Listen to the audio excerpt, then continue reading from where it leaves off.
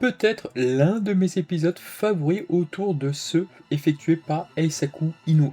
Cet épisode est sans doute celui qui met le mieux en valeur son talent. La scène montrant un Seiya totalement épuisé est remarquable.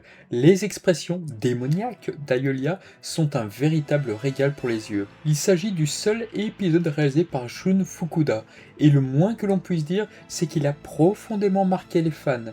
L'émotion y est particulièrement intense, notamment grâce à la mort aussi tragique qu'inattendue de Cassius.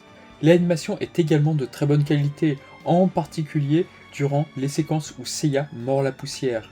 Masami Kurumada expliquera par la suite pourquoi Shiryu et Shun arrivent après Cassius. Ce dernier leur aurait demandé de le laisser intervenir seul. L'anime prend cependant une toute autre direction et Cassius réussit l'exploit de mettre Shiryu et Shun hors de combat. Cette séquence est considérée par beaucoup comme étant incohérente, surtout à ce stade-là du récit.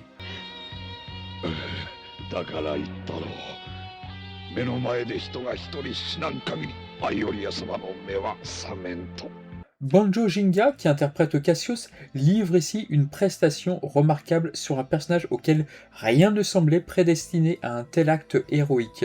On note également la remarquable utilisation du thème M19, issu du premier film. Dans le manga, Cassius se suicide devant Aeolia, ce qui produit un effet assez déstabilisant. L'adaptation animée fait le choix de montrer un Cassius en pleine action.